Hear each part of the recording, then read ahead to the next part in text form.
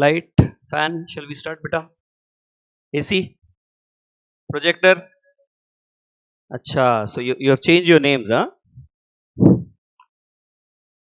What, auntie? No, then why don't you respond when I ask?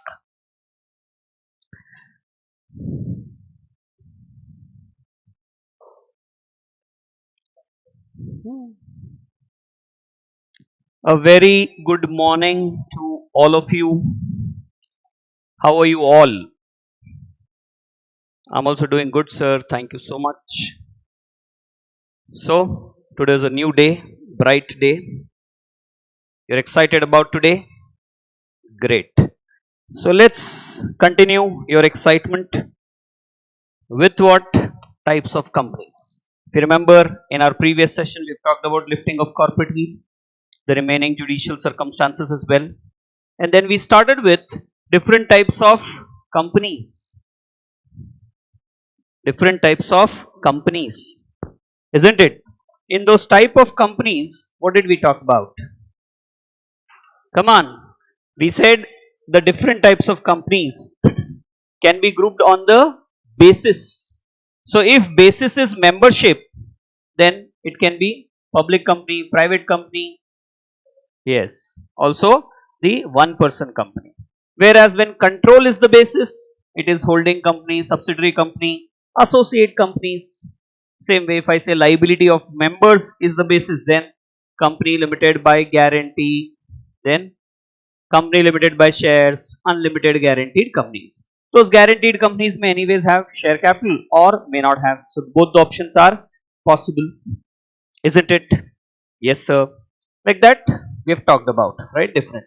So let's recall section 2 clause 68, which deals with private company, right? It says it should be a registered company, minimum paid up capital should be as prescribed, and then 3 restrictive clauses in the articles of association, which are, come on, restricts the so first restricts the number of members to 200. However, who is not counted in that 200? Employee who has become a member or former employee who is a member, isn't it? And then secondly, in this only it was mentioned that joint holder will be treated as one member. Then coming to second restriction, restricts the transfer of shares. And what is that restriction? Preemptive clause. Third one, prohibition on public invitation for what? Securities. It's securities. So do you think only shares? Debentures is also security. So we need to understand that they have used the word security. It's not about only shares. So they are prohibited from inviting public. They are prohibited from inviting public for what? Securities, not just shares. Then 2 clause 71, if you recall, is public company, isn't it? Wherein they say it should be a registered company. Then minimum paid up capital as prescribed. Next, it is not a private company. So what does this imply? This implies that those 3 restrictive clauses will not be applicable. So that means we have to do negation of it. That means there is no limit on maximum number of members. Secondly, there is no restriction on transfer of shares. So free transferability is there. And then third, public invitation for securities is allowed. Rather, it's a public company, so definitely it will be allowed. Then further, come on, private company which is a subsidiary of a public company is also a public company. So what does this imply? That though it may continue in their articles as private company, but the provisions will apply as if it's a public company, isn't it? What does the word prescribe means? We understood. Section 2 clause 66 says it is nothing but rules. So which section helped us understand who can make rules? 469. Section 469 gives the power to the central government to make rules. And 468 also gives the power to make rules, but that is relating to winding up. And 467, as I've told you, right, it is about amending rules or schedules, not just schedules. Power of CG to amend, correct? So not just make but also amend power is given there. Acha. Which was that section which helped us understand that central government has the power to give exemptions. 462, correct? Power of CG to grant exemption to class or classes of companies. So these sections are coming from which chapter? Come on, miscellaneous, 29, correct. So 29 chapter miscellaneous, we have these type of sections. Good. Then, if you recall OPC, right? 2 clause 62, one person company. So it has to be again a registered company only, but wherein there is only one member, right? No minimum, no maximum, only one member. So it's a type of private company. It's a type of private company. So if there are specific provisions for OPC, then those specific provisions will be applicable. Otherwise, provisions which are applicable to private company will apply, right? So we took some example to understand, are there any specific provisions for OPC? Yes, that's why we took examples. So nomination clause, it's mentioned that in the memorandum of association of OPC, there should be nomination clause, a nominee appointed, right? And then name clause, you know how the name has to appear with the words OPC Private Limited, isn't it? So it's mandatory that in the name the word OPC should come, one person company should come. Then number of directors in case of private company is 2, minimum 2. Same way public company minimum 3, but in OPC specifically they gave 1, minimum 1. That means more can be there, but minimum is 1. Subscriber anyways, you know, is also 1 because 1 member, so obviously 1 subscriber in the memorandum of association. So specific provision there, specific will apply, but if no specific provision there, then how will the provisions be applicable? Unless and until they give some exemptions. Suppose they give some exemption, then those provisions also will not apply, isn't it? So is it that we have to read even exemptions whenever we come across? Obviously yes. When we are reading some provision and we know that there is some exemption given to OPC, so obviously we'll read those exemptions as well. Exemption given to section 8 company, we'll have to go through that. What is section 8 company? Not for profit, right? So non-profit companies are section 8 companies. Why are they called as section 8 companies? Because the provisions are contained in section 8, section 8 of Indian Penal Code.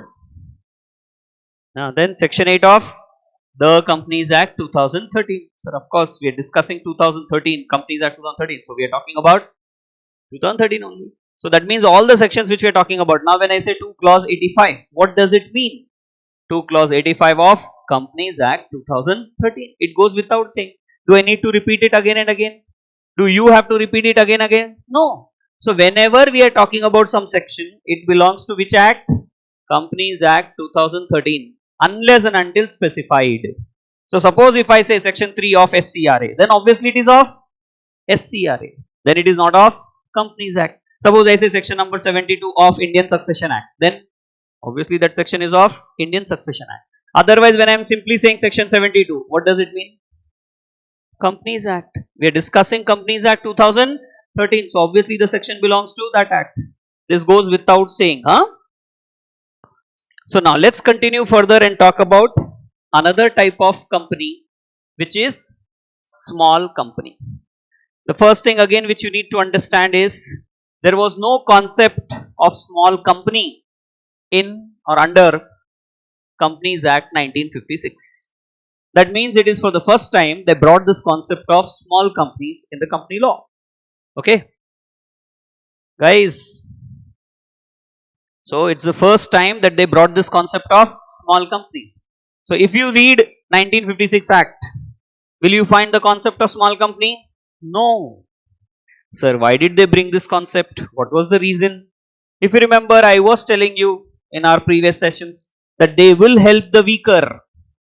Lawmakers will help the weaker and punish the mischievous. Those who are mischievous, do you think they will leave them? Come on, we have seen some cases also yesterday, right? You have understood that they are not going to leave. If you are mischievous, if you are trying to play around the law, if you think that you can violate the law, right? You can try to escape law. That is wrong. That will not be allowed, isn't it? But if you are weak, if you need support, are the lawmakers ready to support you? Yes. So that's where they brought this concept. They said, we want more and more businesses to come into Company form. We want them to come into the company fold. So if we want them to come into the company fold, we'll have to show them that boss, even if you are small, even if you are not a big scale organization, don't worry, we will help you. We will give you exemptions. We will give you some privileges. Isn't it? OPC time also I've told you. Same thing for small company also. So when the scale of operations are not that big, they cannot afford to comply with so many formalities. Isn't it? Yes or no? So that's where they said, we understand this problem, we understand your concern, and we are ready to help you. So that's where first they have to define, no? Like how they have defined OPC, they have to define even small company. One has to understand what is a small company first. Then when we go to exemptions, okay, when we come across exemptions, when we see that, yeah, small company, they are saying this is waived off, this is not applicable, you will also appreciate, a small company, no, then why they should apply everything? Isn't it? Yes, sir.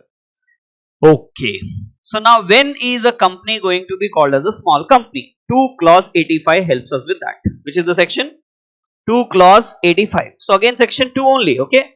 We are in section number 2. Clause 85.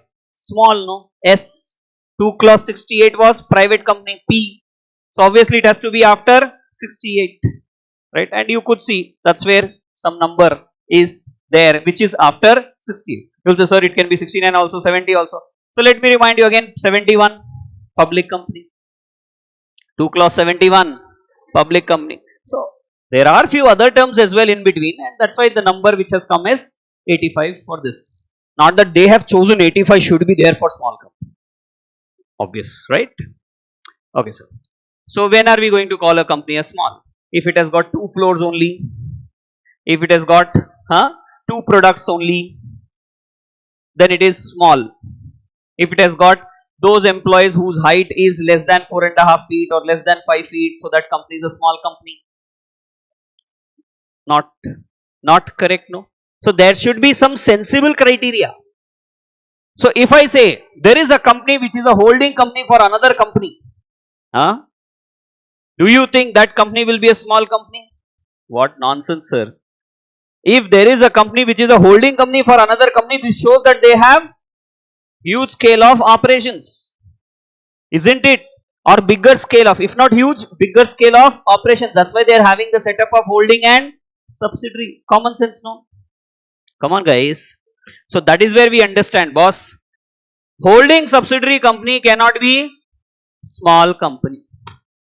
Sir, what about public company, sir? If a company is a public company, don't look at the board. First look at me, interact, then we'll see there. Okay? So if you come across a public company, and someone is claiming that it is a small company, will you agree? Will you accept?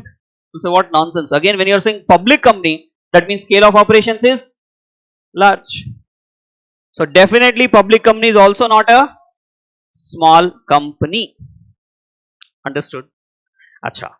Section 8 companies, do you think have got exemptions, privileges? Already in the name of Section 8 company, are they getting it? So again, do you think we should give them privilege as small company? No, that will not be right. Already we have given one chocolate to them, one lollipop to them. Again you say come and take another lollipop in some other name. That's not right. That is not right. So that's where please understand, even Section 8 company is not a small company. Cannot be called as a small company. Further they also said, if there is any company or body corporate which is governed by some special act, like Banking Regulation Act, banking company, right? Electricity Act, electricity company, like that there are some companies, there are some body corporates which are governed by special act. So are we giving privileges to them? Are we giving exemptions to them? Yes, already we are giving. So again, do you think they should be classified, they should be categorized as small company, and again lollipop should be given to them? No. So that is where, my dear friends, please understand, even those companies or body corporates governed by special act cannot be called as small company. Sir, then what is small company, sir? If these are not small company, what is small company? Don't be angry, we're coming to it. So they say, boss, if any company other than these which we have talked about just now, other than these, if there is any company, then that company needs to have a paid up capital. How much of paid up capital? So they say not more than 50 lakhs or amount prescribed. Or amount prescribed. But the amount prescribed cannot exceed 10 crores. Amount prescribed cannot exceed 10 crores.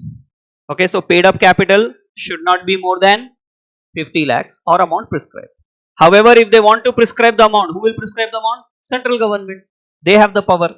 So central government, while prescribing, cannot exceed 10 crores. Why should I say more than again? Cannot exceed. I said exceed. No, so there it has come. So cannot exceed 10 crores. Further they said, not just paid up capital, but you need to understand turnover as well. If you want to call a company as small, not just paid up capital, but also you have to focus on what? Turnover. Turnover should not be exceeding 2 crores or some prescribed amount prescribed. But again, that amount prescribed cannot exceed 100 crores. How much? 100 crores. So 2 crores or amount prescribed. But while prescribing the amount, government cannot exceed 100 crores. So now the question comes, sir, did government prescribe anything as of now? Like minimum paid up capital when we talked about for private public company, did they prescribe? No. So now in this case, did they prescribe anything? The answer is yes. They have prescribed already. So how much did they prescribe? 4 crores for paid up capital and 40 crores for turnover. For what? Turnover. Understand? So now how will we read? Now how will we read? Now we will read it as what? ऐसा confused mind में क्यों है? Now how will we read? We will say any company which is other than public company, other than holding subsidiary company, other than section 8 company, other than any company or body corporate governed by special act, having a paid up capital of not more than 4 crores and turnover of not more than 40 crores will be called as a small company. Now and again a question comes, sir, this paid up capital, this turnover of which year we need to see? So they said as per immediately preceding financial year. So if we are in 2023-24, this is the financial year, then which financial year you will see to know the company is a small company or not? 22-23. So 22-23, what will you see? Paid up capital as well as turnover. Both. Sir, both, but you have written or and then you have striked it off and then written and. Yes, because or word was originally written. However, originally meaning when? 2013, 30th August, 29th August 2013. However, later on what happened? They said, no boss, if we want to give that benefit, then both conditions should be satisfied. So that is where government came up with what? Removal of difficulties order. What? Removal of difficulties order. They found some difficulty here and they wanted to remove that. So they removed it by an order. Sir, who has given the power to the central government to remove the difficulties and thereby issue order? Section 470, the last section of this law. The last section of this particular act has given the power to central government. What sort of power they gave? Come on. If there is any difficulty, remove it by issuing an order. That's where you will find, if you recall, अगर आपको याद है, when I have shown you the sections, I was saying when you go to a particular section, let's say I go to section 3, okay? I go to section 3 here. If you recall, there were tabs, circulars, notification, order. I have shown you, but still for the benefit of the students who have joined us late. Okay, let me show it again. See, suppose I go to section number 3.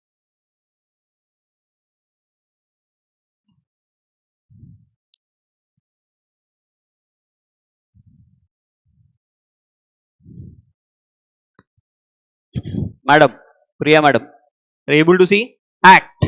That means section 3 bare act is given. Okay.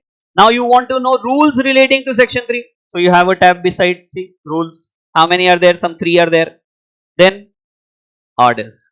How many? 0. That means no order, no removal of difficulties order has been issued for this. How many notifications have come for section 3? 9. Circulars 0. Next, register 0. Return 6. Like that. They have specified various things. So are you able to understand why orders or what is orders here? Come on, now are you able to understand orders? So that is how we get to know. I hope you remember why we are checking this website. Why are we checking this way? So that we get an idea, isn't it?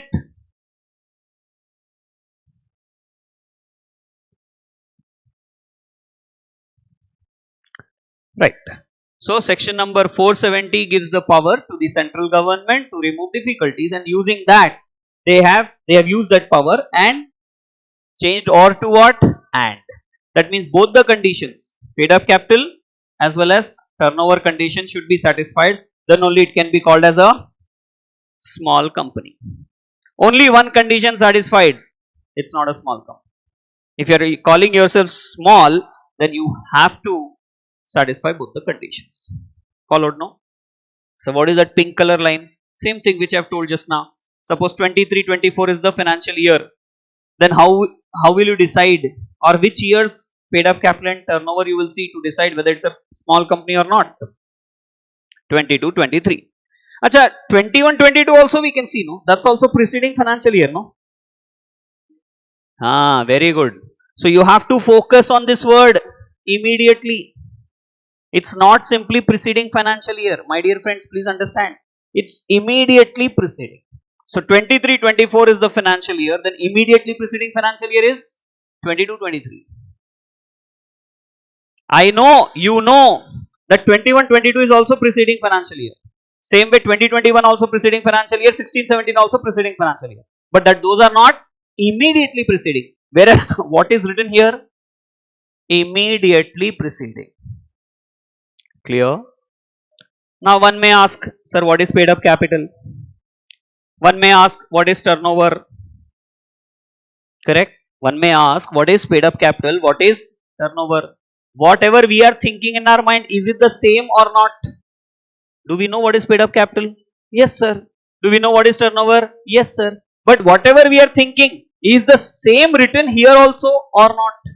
Who knows? Company law wants us to interpret that in a different way. Correct or not? That is why you will find definition given even for paid up capital, definition even given for turnover, which we will see later. As of now, whatever you think, it's okay. But later on, we will check whether whatever you were thinking was right or not. See, it is as simple as this, boss. If I have to give you the significance of what I am saying, if I have to share the significance of what I am saying, I'll just take a simple example. What is relative for you? What is relative? All of us have relatives? Yes, sir, obviously we have. So what is relative for you? I ask Madhvi madam, and Madhvi says, sir, whoever is from my father's family are my relatives. Mother's family we don't talk. So they are not our relatives. Father's family are all my relatives. I ask Kumari aunty.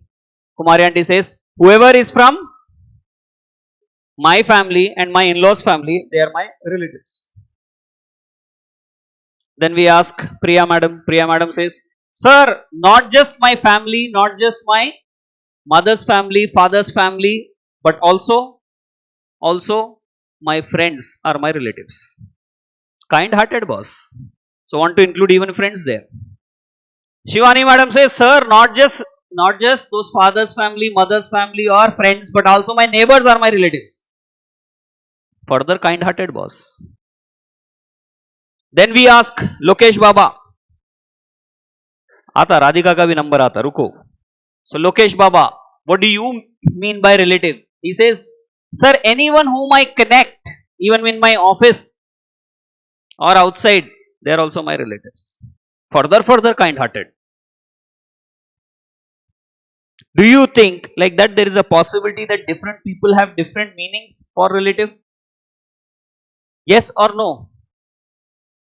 Just imagine now, if the company law doesn't define the word relative, then what will happen? Everyone will have their own version of company law, own interpretation of company law, isn't it?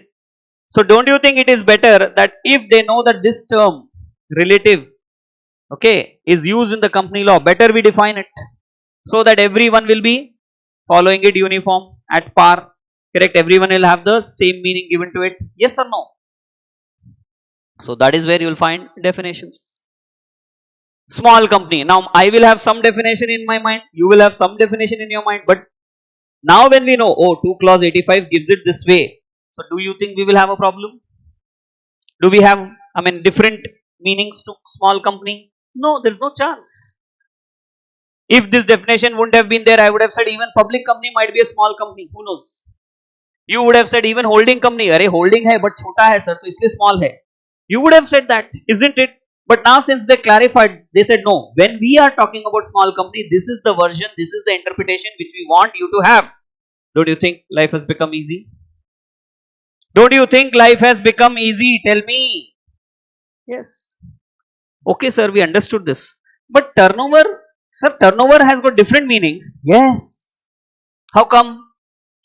Turnover means sales. Turnover means also purchase. Turnover also means consumption.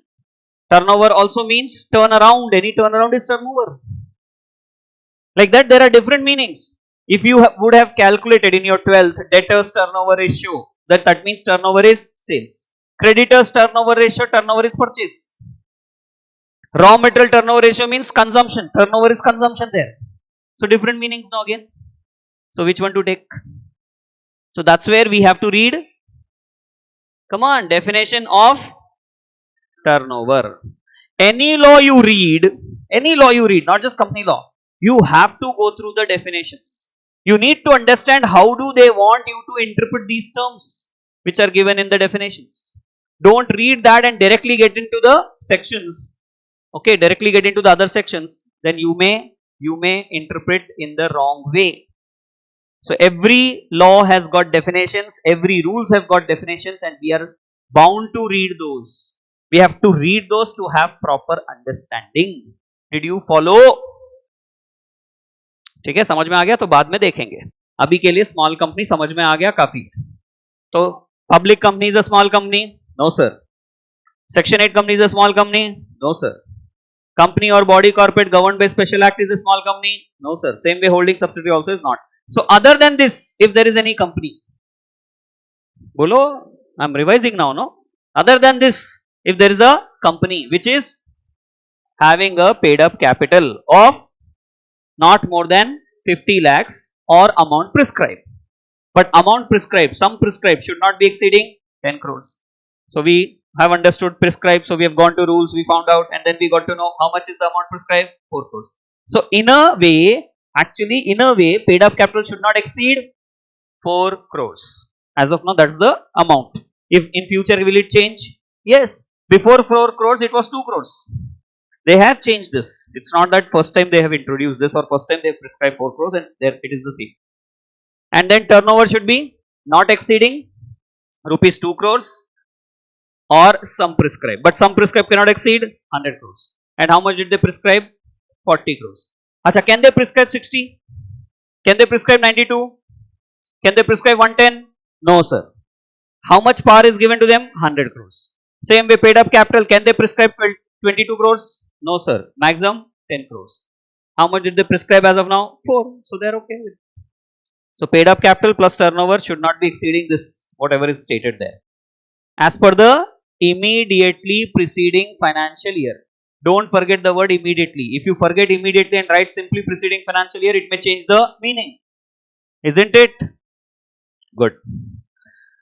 Then, let's proceed further. Acha, one minute. Sorry. Suppose a company is a small company in 23-24 because of 22-23. Yes or no? Because we'll see 22-23 paid up capital and turnover, and based on that we will classify a company as small in 23-24. Is it possible that in 24-25 it is not a small company? Why? Sir, for that we have to check 23-24, and who knows, turnover has gone beyond the limits. Turnover has gone beyond the threshold limit. Then what will happen? That will not be a small company. For 425. So that means it's possible that some company which was a small company last year may not be a small company this year. If it is a small company, then only it will get those lollipops, those privileges, those exemptions which are given to a small company. If it is not a small company, how will they get it? Isn't it? So one has to understand the status of company. You might be asked in MCQs as well. Once a small company, always a small company. You'll say, no, that's not the case. Every year we have to check from the preceding financial year. Okay. Now let's come to the next one, which is very, very simple. We have already discussed it actually. Right? Come on. On the basis of liability of members, what did we say? The companies can be company limited by shares, company limited by guarantee, having shares or not having shares, unlimited guaranteed company, having shares or not having shares. Okay, sir. So, which are those sections which we have to cover while reading this? Come on. 2 clause 22 is for company limited by shares. 2 clause 21 is for company limited by guarantee. And then unlimited guaranteed company. Sir, definitely it will not be near 20. It will be far off because it starts with U. So that's where you could see 2 clause 92. Also, sir, wow, one thing we have understood, we can remember it easily. 2 clause 20 we know is definition of company. And immediately after that 2 clause 21 is company limited by guarantee. And 2 clause 22 is company limited by shares. So company limited by guarantee, company limited by shares are after one another. And 2 clause 20 anyways we remember definition of company, isn't it? So it's easy to remember 21 and 22. The 92 unlimited guaranteed is in 90s because it starts with U. So that is 92, 22, 92. So something you can keep in mind, some base, and then try to recall. Small company 2 clause 85, public company 71, private company 68. OPC, very good, 66 prescribed, right? 62 is OPC, 66 is prescribed, the word prescribed. 470, power of CG to remove difficulties. And how will they remove that? By issuing orders. 470, last section. 469, power of CG to make rules. पहले बनाने तो दो, फिर amend करेंगे. 468, power of CG to make rules for winding up. 467, amend. Power of CG to amend rules, schedules. Isn't it? Actually, this should have been 69. And 69 should have been 67. But night 2 o'clock effect. Isn't it? You don't know. Chalo. Anyways, let's come back here. So, company limited by shares. Obviously, this is a company where the liability of members is restricted on the basis of share capital they subscribe. Isn't it? Shares they subscribe. So, if they have subscribed a few shares and fully paid for it, will there be any liability remaining? No. But if those shares are partly paid, then unpaid amount. Sir, we've already discussed this, sir. Isn't it? We've discussed it. No. I need to explain it again. No. Then company limited by guarantee having shares. Having shares, that means liability will be twofold. One relating to guarantee, another one relating to shares. Acha, relating to guarantee it is limited because limited by guarantee. So limited amount. Without shares means obviously only that guarantee amount. Then coming to unlimited guaranteed companies. Having shares, not having shares. Suppose not having shares, then unlimited guarantee. Unlimited guarantee meaning? Unlimited guarantee meaning entire debts and liabilities. There's no limit, unlimited, no. So there's no limit. So entire debts and liabilities at the time of winding up. Sorry. And if unlimited guaranteed company having shares, then twofold again with respect to shares also. So we have talked about this already. So I'm not again explaining.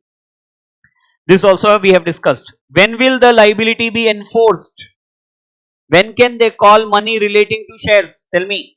Anytime. Anytime meaning during lifetime or winding up. During lifetime or winding up. Share capital related. And what about guarantee related? Only at the time of winding up. Only at the time of winding up. Only at the time of winding up. Come on, speak. Yes, nay. Only at the time of winding up. What? Guarantee amount. Limited, unlimited. Which one? Sir, anything. Hey. Anything. Guarantee we said. Can be limited, can be unlimited. But only at the time of winding up. Only at the time of winding up. And what is winding up? Process of closure. I've told you this already. Now what will you say? What is winding up? Process of closure. So don't use the word liquidation. Don't use the word dissolution. Use the word winding up. Right? In winding up, there will be liquidation. One of the steps. And once winding up is complete, the company may be dissolved. That means come to an end. Dissolved means what? Comes to an end. Closed. That means closed. The process of closure is winding up. And closure is nothing but dissolution. Liquidation is different. Okay, sir. So we understand enforcement of liability. Now please tell me, which type of companies will you find as guaranteed companies? What will be the objective of those guaranteed companies? Very good. Non-profit. I told you, no. Normally you will find guaranteed companies are always non-profit. And what about company limited by shares? Profit motive. Anyone who wants to set up a non-profit company, they will go for guaranteed companies. Maybe company limited by guarantee or unlimited guaranteed, but for sure they'll go for guaranteed companies. And why do people become members of guaranteed companies, non-profit motive companies? I hope you remember Aishwarya, Urvashi, Ramba, isn't it? So people want what? Punya. Good deeds if you do, where will you go? Heaven. Isn't it? So that's where you would like to become member of non-profit companies, guaranteed companies, correct? Next. Where will the initial funds come from? When we talk about company limited by shares, obviously share capital. Initial funds, where will it come from? Share capital, no, if it is company limited by shares. And what about guaranteed company with shares? Again shares you will say. Sir, guaranteed company without shares, then donations, subscriptions, endowments, like that you will find subscriptions. Okay, donations, subscriptions, endowments, from there money will come. If there is no share capital, money still has to come, no? So money will come in the form of this. No sir, there are shares, share capital also. Then money will come from shares. Okay, what about voting rights? In case of company limited by shares, how will the members get the voting rights? Always in proportion to paid up share capital. The more the paid up share capital you subscribe or you have, more will be your voting power. The lesser the shares you have, the lesser the paid up capital you hold, lesser will be your voting rights. It's in proportion to paid up share capital. Correct? दुनिया का उसूल भी है, ज्यादा पैसा ज्यादा power, कम पैसा कम power, ఎక్కువ డబ్బు ఎక్కువ పార్, తక్కువ డబ్బు తక్కువ పార్. Isn't it? So one has to understand when they say in proportion to paid up capital, so that means they are saying that if you want to have more voting rights, hold more paid up capital. 1 minute, let me complete. Then when it comes to guaranteed companies, how will the voting right be given? Again, in those guaranteed companies, if shares are there, then the voting rights will be on the basis of share capital. However, if there is no share capital in the guaranteed companies, then the basis will be written in the articles of association. Okay, basis will be written where? In the articles of association. Sir, what can be the basis? Example, maybe equal par, maybe on the basis of guarantee amount. So like that, there can be some basis which will be specified in the articles, and on that basis only they will get the voting rights, voting power. Followed? All of you? Ha, madam.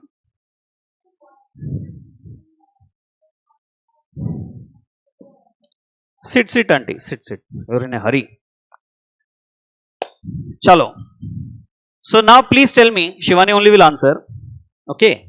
Shivani, when I classify this class on the basis of gender, you will fall under female category, correct? Girls category.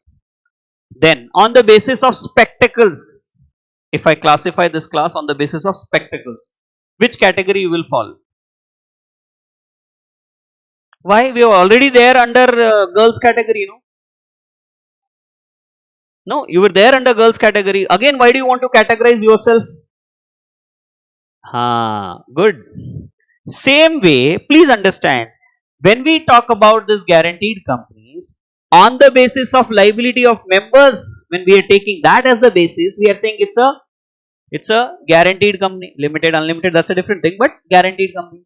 When I take the basis as profit, I mean not profit, sorry, motive, objective, then I will say that is a non-profit company. That is nothing but Section 8 company. On the basis of membership, when I take, then I will say it's a public company or it's a private company or it's an OPC. Somewhere I have to classify. If I take domicile as the basis, then I will say it's an Indian company, foreign company. If I take government participation as the basis, I might say it's a government setup, public sector setup, or it's a private sector enterprise, private sector company.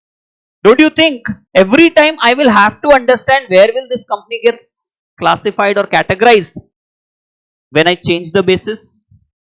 That's it. Understood? You followed her question first of all. What was her question?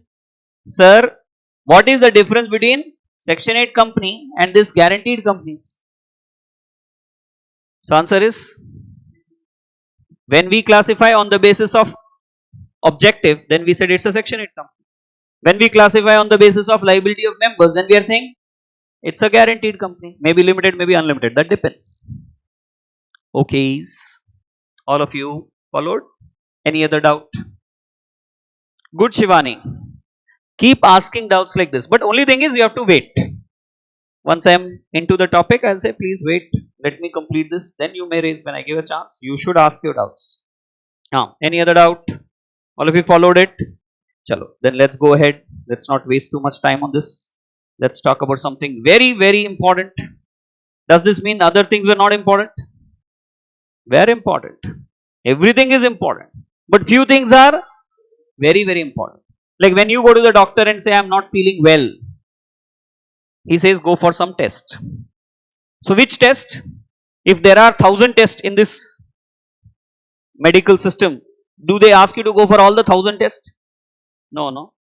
Main, basic ones, very important ones, critical ones only they ask you to go for it. And that too based on your complaint. They'll check your BP.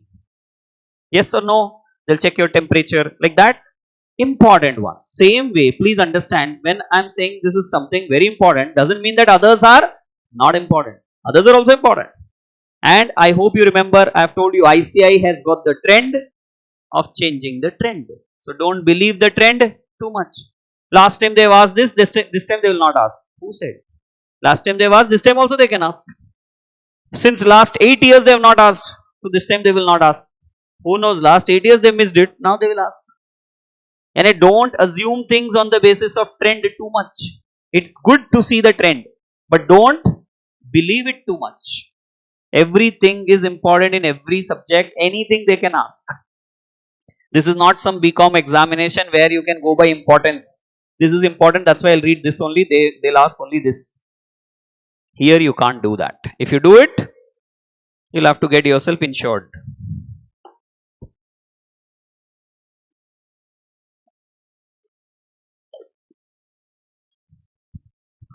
Right, sir.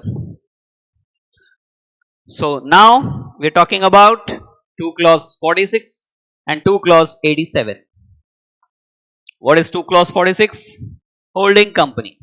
2 clause 87, subsidiary company.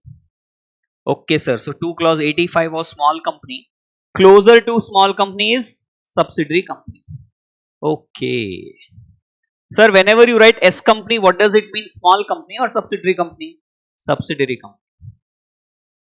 Whenever I am writing S company, please understand, I will always use it for only subsidiary company, not for small company. Small company, I'll write fully small company. Okay. Acha, by the way, what is the name of this act? The Companies Act 2013. Right? The Companies Act 2013. So, the Companies Act 2013. Correct? Yes or no? You're saying yes. I'm so sorry to tell you that this is wrong. The Companies Act 2013, but check the spelling as well. Boss. COMPANY' I have written. Whereas what it should be? IES. So here I have to change the spelling. Please understand. COMPANIES. It's not Y''S. People commit mistake in this as well. Yesterday only I was checking one paper. Some final student had sent it. My student, he's passed. You can call for papers from ICI. Right? If you're not happy with the marks or anything, you can call for. So he has sent those evaluated sheets to me just to have a look at it. And I could see he has written everywhere what? Y''S. Not IES. So see, something so fundamental and you make a mistake there only. Don't you think the person who's correcting your paper will not be impressed? Will say, "Arey, this fellow doesn't know even the basic thing. He doesn't know the name of the act properly. What will he know?" That type of conclusion they will form. Isn't it? So please don't commit such type of mistakes. That's where I thought in today's class I will just ask this. At least you guys are aware or not. Okay, so look at the spelling as well. It is IES. That means plural form of company is what is mentioned in the title. Okay, sir. Now let's come to this. What do they say? They say any company which has got subsidiary or subsidiaries, which has got what? Subsidiary or subsidiaries, then is called as holding company. A company which has got subsidiary or subsidiaries, then that company becomes holding company. Then in the explanation they mentioned company includes body corporate.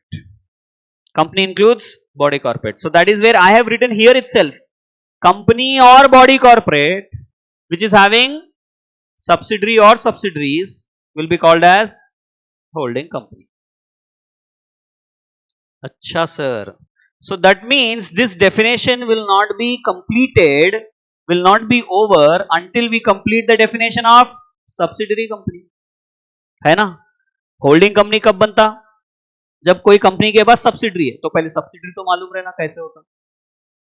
So this will be incomplete unless and until we cover subsidiary company. But before that, guys, please understand. What did I say? In the explanation, what did they mention? Company includes body corporate. This explanation is for which section? Section 2, clause 46. So this explanation is applicable only for 2 clause 46, not for the whole act. I have told you earlier also. Explanations are for specific provision. So now when I am saying there is an explanation in 2 clause 46, that means 2 clause 46 only will cover that explanation, not others. Are you getting it? So don't go around and say everywhere company includes body corporate, company includes body corporate. That will be wrong. That is not the case. Okay? समझ में आ रहा नहीं? Only for this purpose of 2 clause 46 you have to understand. They are saying when you read company also include body corporate. That means basically they are saying company, some company or some body corporate which is having subsidiary or subsidiaries, then that company or body corporate will be called as a holding company. ठीक है sir, we understood. Okay. So now first there has to be a subsidiary company, then only the company becomes, other company becomes holding. It is as simple as this. First a baby is born, then only you start addressing parents, father, mother. Isn't it? Baby is not born, baby is yet to be born, and you will start calling that couple as parents. No. Baby born, then you say मुबारक हो बाप बन गए आप, मुबारक हो मां बन गए आप. Yes or no बस? तो बच्चा होने के बाद माँ बाप बोलते కదా. బేబీ పుట్టినప్పుడు పుట్టిన తర్వాత వాళ్ళు మదర్ ఫాదర్ అమ్మ నాన్న. Isn't it? Guys, same way subsidiary, once a company becomes subsidiary, then only holding company. Now few people are smiling, they are laughing. है ना, because they're thinking I'm just cracking a joke. But you will commit some mistakes for sure if I don't tell you something. That is what I have told actually. Meaning when you're writing an answer, when you have a question before you, always first classify a company as subsidiary and then classify the other company as holding. But what you will do is, first you will classify the company as holding and later on subsidiary, which will be so wrong. Sequence also matters. नहीं समझे? चलो मैं एक example देता हूं. There is a company S and more than 50% of the share capital of that company S is held by company H. Is held by company H. Then whether company S is a subsidiary of company H. Okay, whether company S and H hold a or have a holding subsidiary relationship. This is the question. Now you need to answer. Huh?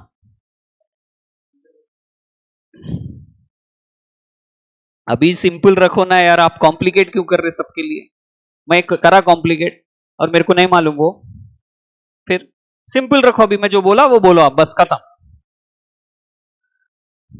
Company S has got some capital and I'm saying more than 50% of the paid up capital of that company S is held by whom? Company H. Now question is whether company S and company H have a holding subsidiary relationship. Arey, yes, so we know. Now you need to present it so that I know whether you are committing mistake or not, whether you have understood what I was explaining now. Sir, as per the provisions of the Companies Act 2013, we understand to be called as a subsidiary company, the company should hold more than 50% of the paid up capital. Okay, and thereby what happens? This company becomes holding and the other company becomes subsidiary, isn't it? No, that's what. First you'll say that's where this company becomes subsidiary and thereby the other company becomes holding. So applying the above provisions in the given case, we understand this company S is a subsidiary and thereby company H is a holding. But how will a student write? He'll say therefore company H is a holding company and thereby company S is a subsidiary company. Devda, devda. You'll say sir same ही तो है. Same नहीं है बाबू. First you have to classify a company as subsidiary and thereby you say other company is holding. Okay, so that's where I gave this example of baby is born, then only what happens? The couple becomes parents. First baby should be born. So same way, first subsidiary company should be classified or should be there, then we'll say holding. So this definition is incomplete because we need to check the definition of subsidiary company. So let's come to it. What do they say? They say here that a company in which more than 50% of the paid up capital, which now got striked off with what? Voting power. Okay, so if a company in which more than 50% of the voting power is held by some other company through itself or through its subsidiary or maybe together, then this company becomes subsidiary to that other company. Now immediately you will ask, sir, what about that other company? So for other company you have to come to this definition, 2 clause 46. Any company which has got a subsidiary or subsidiaries, then that company is called as holding. समझा आपको? तो पहले subsidiary मालूम होए तो holding में आते. अच्छा, ये कंपनी सब्सिडरी है तो वो दूसरी कंपनी क्या है? अरे दूसरी कंपनी के लिए 2 clause 46 देखो, क्योंकि वहां लिखा हुआ है अगर कोई कंपनी के पास सब्सिडरी है, सब्सिडरीज है, तो वो कंपनी क्या है? होल्डिंग है. So we are taking the help of both the sections, no? We are not just taking 2 clause 87 and saying this is a holding company. Correct? In 2 clause 87 we get to know only subsidiary. From 2 clause 46 we are getting to know holding. Clear? Okay sir. So what did you say sir? Here as I have written, holds more than 50% of what? Voting power itself or through its subsidiaries or together. Followed. So if there is company S and more than 50% of the voting power of that company S is held by, let us say, company H, Or if not company H has got some other subsidiaries. So those other subsidiaries are holding more than 50% of the voting power of this company S. Or who knows, those subsidiaries and company H together are holding more than 50% of the voting power of company S. Then company S becomes subsidiary. Company S becomes subsidiary. Followed. Okay, sir. Sir, come again, sir. Simple, boss. Itself, that means company H itself should hold more than 50% of voting power. Or through its subsidiary, that means company H is not holding, through its subsidiary, some subsidiary they are holding it. Or together, that means company H with other subsidiaries together are holding in company S. Then company S becomes subsidiary. Okay, sir. That means now we understand that there is a chain relationship which is possible. Meaning, what do you mean by this? There is a possibility that company H has got S1, company S1 has subsidiary, and company S1 has got a subsidiary in the form of S2. Then S2 may be having a subsidiary in the form of S3. S3 might have a subsidiary in the form of S4. Like that, there might be a chain relationship. Chain is getting formed, no? There's a possibility of that. Now you might say, sir, but how many layers possible, sir? S1, then S2, S2 to S3, S3 to S4. How many layers possible? So answer is there is a restriction. If you remember, chapter 1 has got two set of rules. I have shown you in the beginning. Two set of rules are there in chapter 1. One was relating to specification of definition rules. Another one is relating to restriction on number of layers. Sir, भूल गए sir, एक बार दिखा दो sir, please sir, please sir. Okay sir, no problem sir. First time, so obviously there is a chance of you missing it out. Let me show you the list of rules once.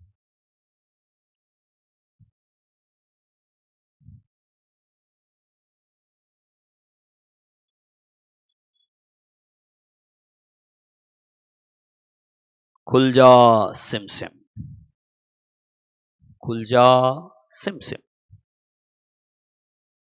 See, oh uncle aunties,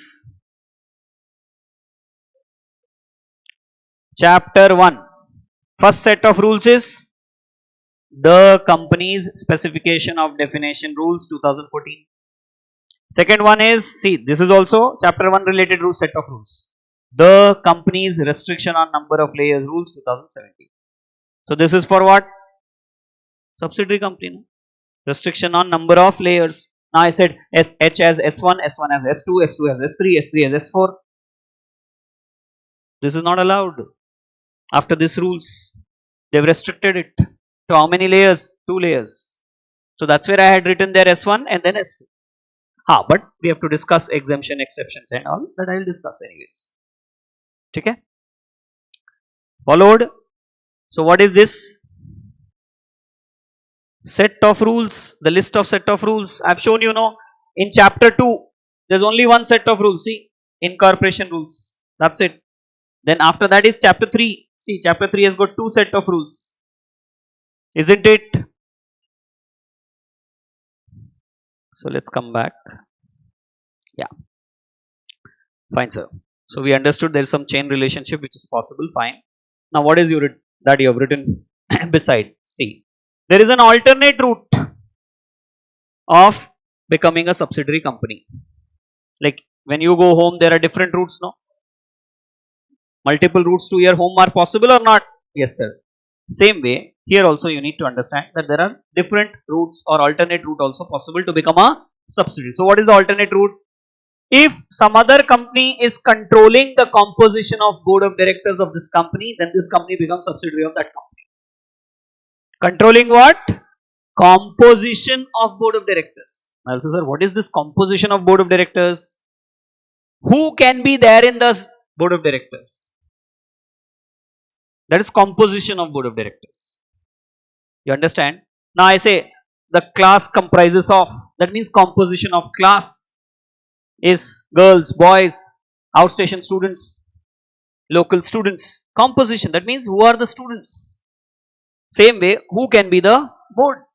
So they're saying if there is some other company which is controlling the composition of board of directors of this company, then this company becomes subsidiary. And what about other company? You should not answer like this. You will say what? Sir, for other company we'll have to check out section 2 clause 46. Didn't I tell you earlier? So you'll say, sir, for other company we have to see 2 clause 46, and in the 2 clause 46 it's written that other company will become what? Holding company. Because you said this company is a subsidiary, so thereby the other company becomes holding. Don't classify it as holding on the basis of 2 clause 87.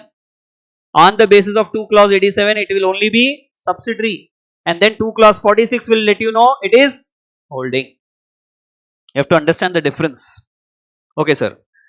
So now further, if we try to understand controlling composition of board, meaning controlling, so that means majority of the directors who can be appointed or can be removed will be decided by some other company.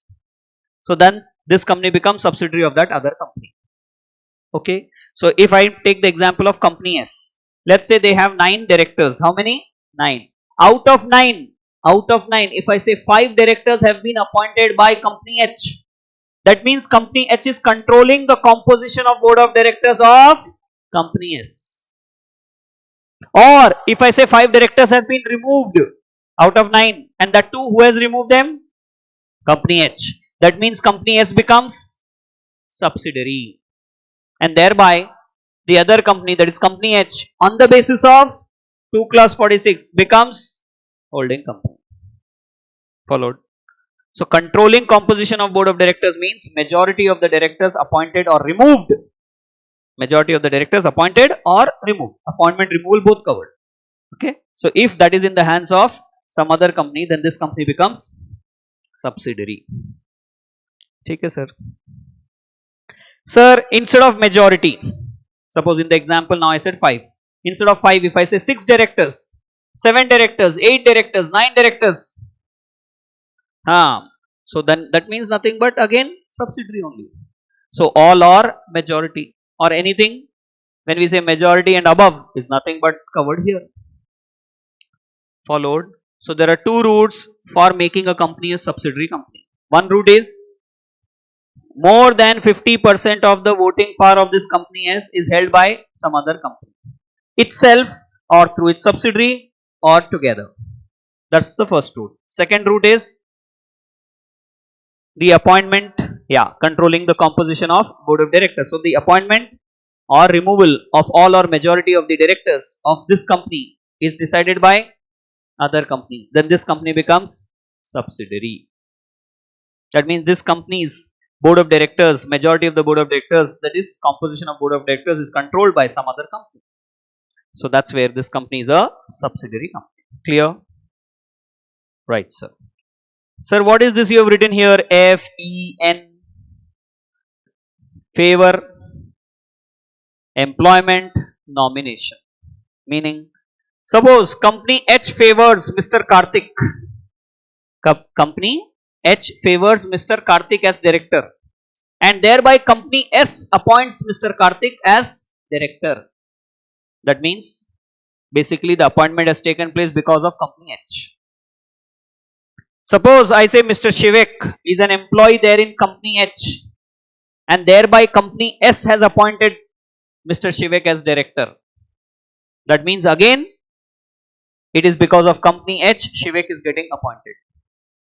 If I say Mr. Mehul was nominated by company H, and that's where Mr. Mehul got appointed as director in company S. That means again the appointment has taken place because of company H. So like that, when we say controls the composition of board, how can they control? Sir, appointment or removal, okay. But then how exactly, if we further want to spell it out? Favor, employment, nomination. That means some connection with company H. That is how appointment or removal should take place. Array, we have removed Miss Madhavi as the director because she left employment of company H. Array, she is an employee of company H and a director of company S, And company S is saying, because she left the employment of company H, we are removing her from directorship of our company, that is company S. This means clearly what? That company H is controlling the composition of board. Because you have put the criteria like this. If you are an employee there, then only you can be a director here. If you are nominated by them, then only you can be director here. If they favor you, then only you can be a director here. That means they are controlling the composition of board of this company. And when this happens, that means this company becomes what? Subsidiary. समझ में आया? ये शायद exam में नहीं पूछेगा आपको, but you should know, right, how exactly it happens. So that's where I shared. So favoring employment, and third one is nomination. FEN, not fan. FEN. Easy to remember. ठीक है सर. सर थोड़ा और समझाओ sir. Why they changed paid up capital with voting power? Earlier it was written as paid up capital when originally the act was brought in. Then they changed it by way of amendment to voting power. Why so? The answer is simple. This fellow sometime back when I was asking a question, complicated the question. No? I told don't complicate. Correct? बोला ना मैं. So because of these type of persons only they changed it here. They said if we write paid up capital, there will be a doubt. Equity paid up capital or preference paid up capital. It will be equity share capital or preference share capital. They said, Arey, why to write paid up capital create confusion, boss? Let's talk about voting power. Are you having voting power? If you say yes, how much voting power? More than 50%? Then this company becomes subsidiary. If another company is having how much voting power? More than 50%. That's where this company becomes subsidiary. So now please answer, does preference shareholders get voting power? Very good. No. Exceptionally they might get when their rights are directly affected and all. Otherwise we know they don't get voting power. It is the equity shareholders which get voting power. So answer is simple. Clear? So that's where they said, let's change it, boss. Second thing you need to understand, which you didn't ask, or that is not there in your mind also, I know, but I have to create that now. There might be equity shares with differential voting rights as well. There may be. So those differential voting rights if they have, that means their voting power will be different from other equity shareholders. Correct or not? So it is difficult to ascertain at that time. Okay, unless they write the word voting power. They said, boss, leave differential equity shares or equity shares. Just tell me, do you have voting powers? How much voting power you have? Suppose you say more than 50% you have. The company is saying, okay. Then that means this company becomes subsidiary of that other company. Simple. तुम कौन से भी share hold करो मियाँ, हमारे को tension नहीं है. We are not bothered. What we are bothered is about voting power. Voting power मिल रहा नहीं मिल रहा, कितना मिल रहा बोलो. Differential मिल रहा, जो भी मिल रहा, कितना मिल रहा. More than 50%, ठीक है. So then this becomes subsidiary. Okay, provided that other person is company or body corporate. Now suppose I say Chicha Chu is holding more than 50% voting power, then this will become subsidiary company, and that person, that individual will become holding company. No boss, that other person should be company or body corporate. We read the definition of holding company already. Then this becomes subsidiary company. Okay, fine sir, understood now? Right sir. So now sir, chain relationship, what is it? See, as we said, company H might have S1 as subsidiary. S1 might have S2 as its subsidiary. Because it's possible that company H, which wants to invest in S2, may not do it directly, but through S1. Sir, but how can they do that? Read the first one carefully. What did they say? Holds more than 50% of voting power itself or through subsidiary, they said no. So who knows, through subsidiary. That's where S1 is holding in S2 on behalf of H. H wanted to do it, but they did not want to do it themselves. They wanted to do it through S1. Possible? Yes sir, possible. That's where chain relationship came. Chain relationship is not written in the section. When you read section 2 clause 87, the Bear Act, you will not find the words chain relationship.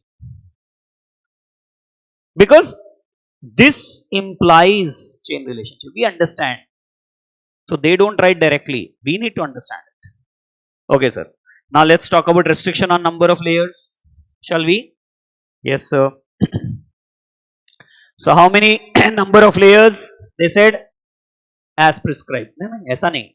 As prescribed पहले. That means central government gets the power to make rules on this. So did they make any rule? Yes, sir. We have seen just now. There is a list of rules we have seen. No. So chapter 1 has got 2 set of rules. Second one was what? Restriction on number of layers rules 2017. So we got to know that central government has the power and thereby they've used that power. Okay.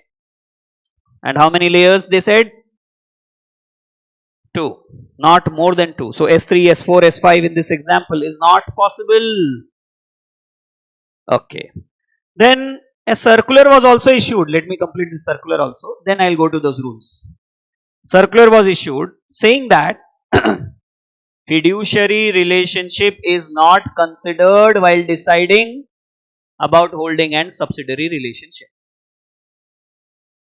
Fiduciary relationship is not considered to decide holding and subsidiary relationship. Sir, what is fiduciary relationship? That question I should be asking you because you have read in Indian Contract Act. Fiduciary, trust and confidence, good faith, isn't it? Utmost faith. So if there is a company which is having fiduciary relationship with another company, the answer is it going to become holding subsidiary? No. Another aspect is, let me explain this by way of an example. Let's say there is company H. Let's say there is company H, which is having fiduciary relationship with company F. Faith, trust, confidence. Like I say, I have faith and trust in Mehul. Okay, I have faith and trust in Kumari madam. Right? So this company H is saying that they have fiduciary relationship with whom? Company F. Company F is not a subsidiary, just fiduciary relationship they share. Now what? There is a third company, company S, and 30% of voting power of this company S, 30% of voting power of this company S is held by company H, and 25% or 28% of voting power of company S is held by company F. So company H is holding 30% in company S and company F is holding 28% in company S. So now can we club these two, meaning 30 plus 28, 58, and say 58% of company 58% of voting power of company S is held by company H, and thereby company S becomes subsidiary and thereby company H becomes holding? Can we say like this? The answer is no. Had it been that company F is a subsidiary, already a subsidiary, then there was a possibility that company S becomes a subsidiary of H, because you know company H might hold it itself or through subsidiary. So 30% they hold it themselves, and if company F is a subsidiary, then 28%. So we have to add those, and then say 58%, which is more than 50%. So company S also becomes subsidiary, and thereby company H becomes holding. But that's not the case. In this example which I have taken, company F and H holds which relationship? Fiduciary. It's not holding subsidiary relationship. So they say like this, that in the circular they have clarified. Circulars are issued for what purpose? Clarification purpose mainly. So the department has clarified that, boss, don't consider fiduciary relationship to classify a company as subsidiary company. Clear? Come on, answer. Now let's go to that rule. Okay, let's take it from the rules. Restriction on number of layers, rules 2017. So with effect from which date? 20th September 2017. They prescribed that class of holding companies shall not have, prescribed class of companies shall not have more than 2 layers of subsidiaries. Okay, 2 layers, okay. But more than 2 layers, not okay. So any class of holding company, right? Any class of holding company. No sir.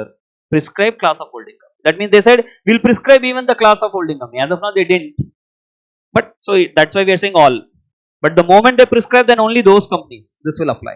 And other companies can have as many they want. Are you getting it? As of now, they didn't prescribe any particular class of holding company. That means all holding companies can have layers of subsidiaries. But how many layers can they have? Maximum 2. So if company H wants to have company S as its subsidiary, possible? S1, yes. S1 wants to have S2 as its subsidiary, possible? Yes. S2 wants to have S3 as subsidiary, possible? No. Only 2 layers. Please understand, they're talking about layers. Suppose I say company H has S1, S2, S3, S4, S5, S6 as subsidiary. Possible? Yes, that is possible. Because layer wise only one, no? Cake के layer आ रहे थे ना आजकल, वही बोल रहे तिरंगा पुलाव खाए कभी, लेयर है उसको, झंडे में भी लेयर है ना. Yes sir, saffron colour, white colour, then green color, tiranga, national flag, layers are there, no? Like that it is. So they're saying layers can't be more than 2. They didn't say subsidiaries can't be more than 2. Please get it right. So company H wants to have 7 subsidiary companies. Can they have? Yes. But 7 layers of subsidiary companies, can they have? No. Layers matlab kya? H is having S1 as subsidiary. S1 is having S2. It's not company H, I am saying directly. S1 is having S2 as subsidiary. बताया ना अभी diagram के through भी. S1 to S2, फिर S2 is having S3, S3 is having S4. ये permissible नहीं है, 2 ही permissible, 2 layers बस. Suppose a company wants to have 70 subsidiary companies. Can they have? Yes. 70 I am saying. Yes, possible. But 70 layers? No. Please understand, layers only 2. Layers only 2. I hope you will not commit a mistake later. ठीक है sir. However, they said if you say in the layers there is some foreign company, okay, which is a subsidiary, and as per that foreign company law more than 2 layers are allowed, then we also allow, no problem. Or if that company is a wholly owned subsidiary, then again we will not count that in 2. So that means if I say, just take this example, okay, S1, let us say in this example, S1 let us say is wholly owned subsidiary. wholly owned मतलब पूरा 100% कौन hold कर रहा? Company H. wholly owned हो गया. So they say we will not count this in number of layers. That means S1 can have S2, S2 can also have S3, because S1 is anyways not counted.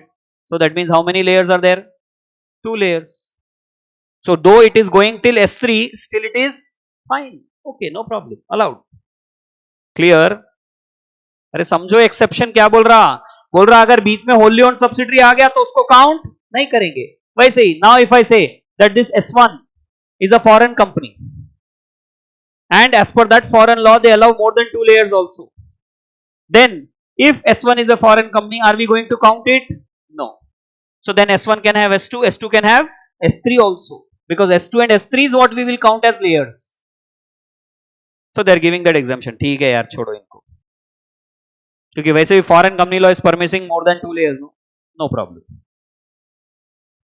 And this is anyways wholly owned subsidiary, no? So no problem. Let's not count them. Clear? Next. Suppose you say, sir, our company is a banking company or insurance company or government company or some non-banking financial company, that is NBFC. Then will this apply? Will this restriction apply? The answer is no. This restriction on number of layers doesn't apply to them. So sir, that means we got to know prescribed class of companies now. All companies, all class of companies other than banking, other than government, other than NBFCs, other than insurance companies, other than these companies are supposed to have or can have subsidiaries, layers of subsidiaries, but not more than 2 layers. However, in that exception is wholly owned subsidiary and foreign company. Clear? So if you find there is any company which is coming in the category of insurance company, are you bothered about restriction on number of layers of subsidiaries? No. Very good. If you are talking about government company, they have subsidiary. Are you bothered about number of layers of subsidiaries? No. Because anyways to them this will not apply. So other than these four, if there is any other company, class of company, and that has got subsidiaries, then they have to take care of the number of layers. However, in those layers, if there is a foreign company, wholly owned subsidiary company, they need not bother. That will not be counted. Like 200 may, in private company, 200 will not include employees, former employees. Same way here, it will not include foreign company and wholly owned subsidiary. Sir, but suppose they have 3 wholly owned subsidiary companies. What did they write? One or more than one. Let it be any number of wholly owned subsidiary, will not count it. Be rest assured. Be rest assured. More than one also will not count. Wholly owned subsidiary means will not count that as a number of layers. Some relief given. Okay. See, wholly owned subsidiary means what? As we said just now. What? More than 50 will make it subsidiary. And you are saying 100%. That means wholly owned subsidiary. Wholly you are owning it. Sir, but don't you think it will violate the basic provision of company law, which says minimum 2 members should be there in private company, minimum 7 members there should be there in public company? That will get violated, no sir. So recall Salman case. What did Salman do smartly? 20,000 shares he took, and 1 share he gave to his wife, 1 share he gave to his daughter, 1 share each he gave to his 4 sons. Please understand when I say something. I said 1 share and you are saying 4 sons. अरे 1 share 4 sons थोड़ी दिया रे भाई. 1 share each जब बोलूंगा तब बोलना 4 sons. And 1 share when I say, you may say wife, 1 share maybe daughter. So 6 shares totally he gave to his family. And 20,000 shares he took it up. Why like that? Number of members should be 7. So to make 7 members he has to do this. Same way, please understand, when we say wholly owned subsidiary, doesn't mean actually 100%. It means 99 point some change, but not 100%. So that means almost 100, no? So we can say like this: almost 100% of the voting power of this company is held by other company. Then this company becomes wholly owned subsidiary of that other company. Almost 100%, if not 100, almost 100%. Come on guys, speak up. ठीक है, समझ आया? Yes sir. Next, then they said this restriction which we have kept is not in derogation of 186. Sir, now what is section 186? That's loans and investments by companies. So there also you will find that if they want to invest, they want to give loan. Okay, there are some restriction on number of layers. So they are saying we don't want to harm them. It is not in derogation of that. That means if something written there, you follow that for that section. समझ आया? Okay, sir. Now the question comes, sir, this came, Balaswamy, this came from 20th September 2017. So before this date, there were companies which were having more number of layers, because restriction has come only from this date. So before this date, don't you think there were more number of layers? There was a possibility. Yes, there were companies which are having more number of layers. So what are they supposed to do? So they gave an answer here. They said they have to file one form, one return called as CRL1. Why CRL? Companies restriction on layers. It's like that. So CRL1. They have to file. With whom? Jurisdictional ROC. And inform him how many number of layers we have. Within what time? 150 days from 20th September 2017. That means time limit already over. Correct? No? Now we are in 2023. So obviously that is over. Anyways. And they said, file this return, file this form CRL1 within 150 days.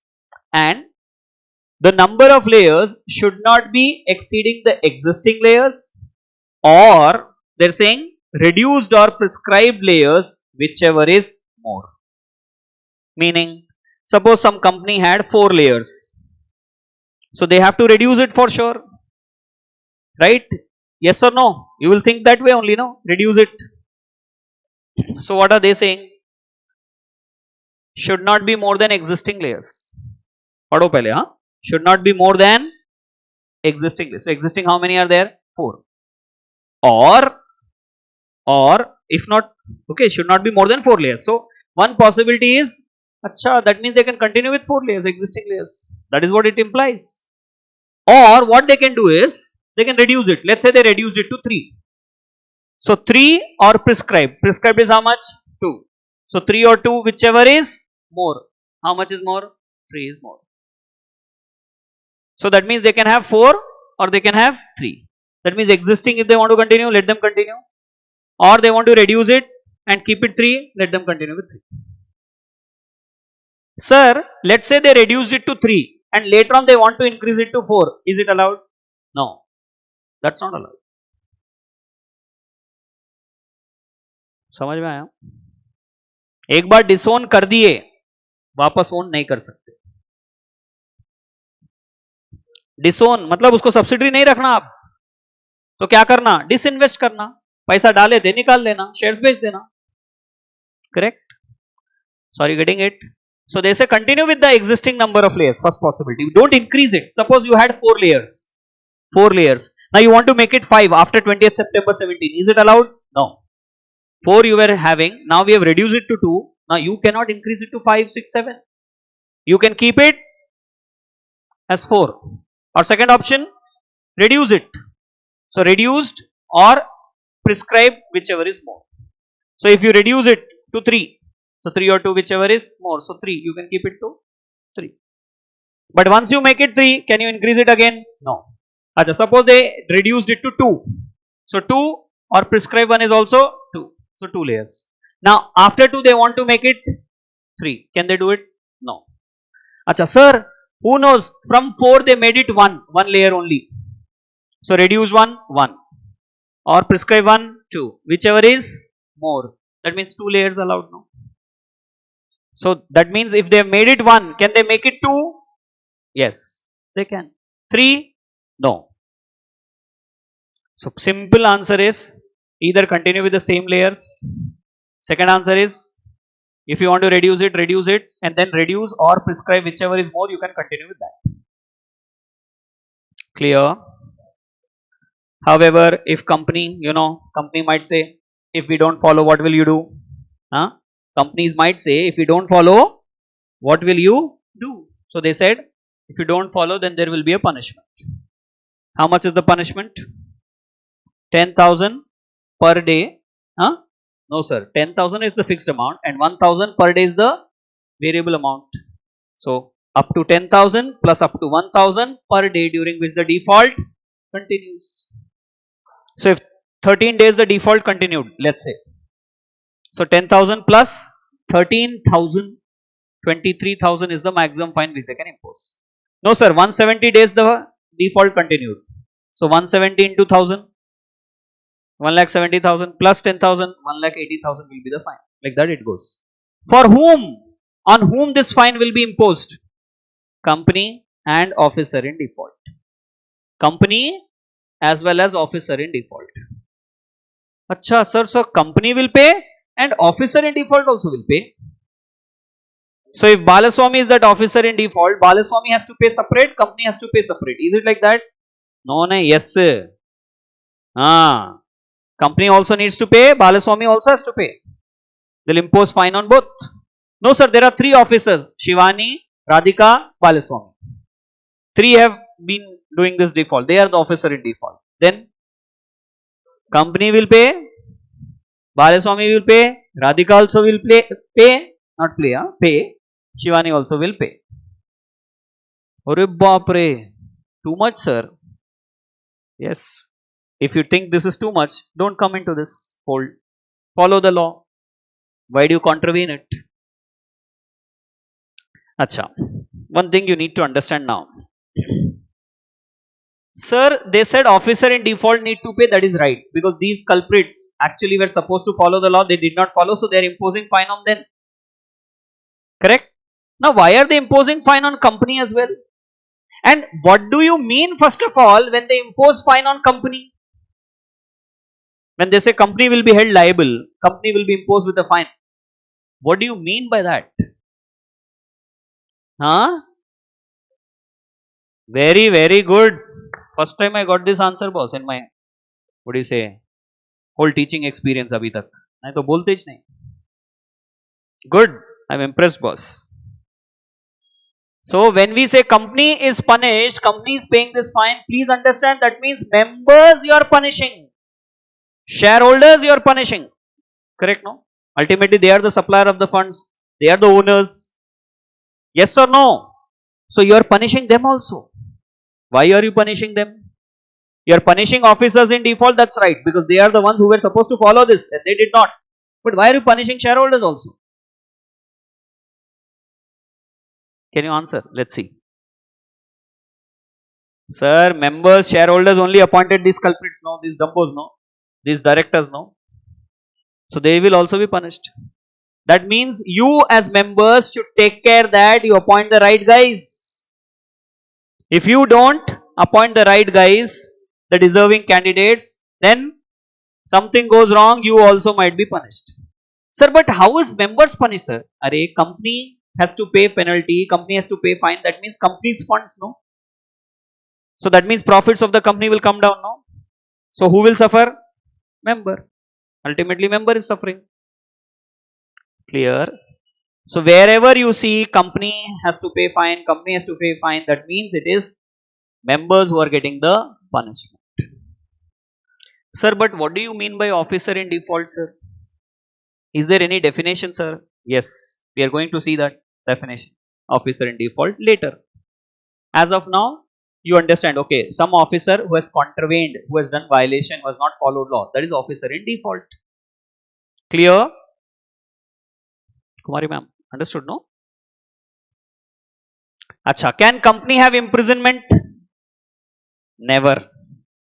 If at all imprisonment comes, common sense it is that it will be only for officers in default. कभी नहीं बोलेगा company with an imprisonment of 2 years, ऐसा नहीं रहता. वो कहां पर आता? ऑफिसर इन डिफॉल्ट पे आता, ऑडिटर पे आता, like that some individuals. You will never find company with an imprisonment clause. So don't do that blunder by any chance. Suppose you do blunder,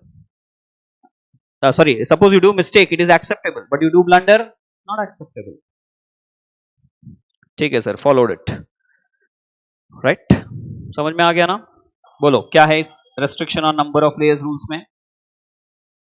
Prescribed class of holding companies shall not have more than 2 layers of subsidiaries. 2 layers. So prescribed class of holding companies, when we say, will not include government companies, banking companies, insurance companies and NBFCs. You know NBFCs, right? Non-banking financial companies. Bajaj Finance. Is it a bank? No. So non-banking, but finance company. No? Like that. Non-banking finance companies. Banking companies, you know. Insurance companies, you know.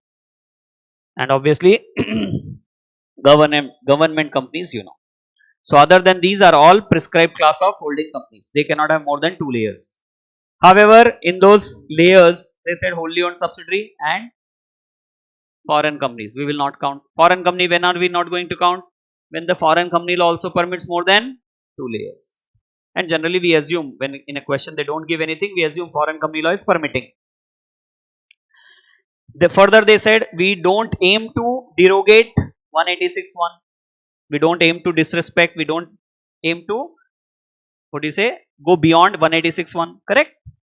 Then if there are excessive layers as on 20th September 2017, then they ask the companies to file CRL1 within 150 days from that 20th September 2017 to or with jurisdictional ROC, and then continue with the same number of layers or reduce it, then reduced or prescribed, whichever is more. However, if they contravene this provision, then what happens? Company and every officer in default will be punished with a fine of rupees 10,000 plus 1,000 per day, during which the default continues. And this is a maximum fine. Up to it is written. Up to meaning maximum. It's not minimum fine. Clear? So now let's come to this. Now did we understand 2 clause 46 and 2 clause 87? So now we know subsidiary company. So now we can say which is the holding company. So if a company is a subsidiary of another company or body corporate, then that other company or body corporate is holding company as per section 2 clause 46. Right? Can a holding company have 10,000 subsidiaries? 10,000? Yes, sir. Layers? No, sir. Any question you want to ask? Acha, and fiduciary relationship is not considered. Any question you want to ask? No, sir. Then I'll ask, sir. Okay. Let's take up some questions. Okay. Focus here and answer. So we will know whether you have understood or not. I have few more questions as well. Okay. यहाँ पे आएगा और questions है. ठीक है, फिर section 19 discuss करेंगे. Now what's happening here? Sir, you have written some S. That means company S, company H, company S1, company F, which is having fiduciary relationship with company H. Then S2, company S3. Like that I have named some companies. Okay, sir. Fine. Now, let us say that company H is holding 51%. Company H is holding 51% of the voting power. Okay, let's not say paid up capital. They've changed it to what? Voting power. So let's start using voting power only. Earlier we said because that was a casual discussion. Now we have read the provision, we can't afford to use paid up capital. We have to use voting power. So let's say 51% of the voting power of company S is held by whom? Company H. So now tell me, is company H a holding company? You will not answer this way. You know that. What will you say? Sir, because 51% is of voting power is held by company H, therefore company S is a subsidiary and hence company H is a holding company. ऐसा बोलना है, ठीक है? तो yes sir, company S is a subsidiary of H, thereby H is a holding company. Followed. Second scenario. Let us say company H is holding 35% of voting power of company S1. Okay, 35% किसका है ये? S1. And 20% of voting power of S1 is held by whom? Company S. And what is company S? A subsidiary of company H. So now tell me, is company S1 also a subsidiary of company H?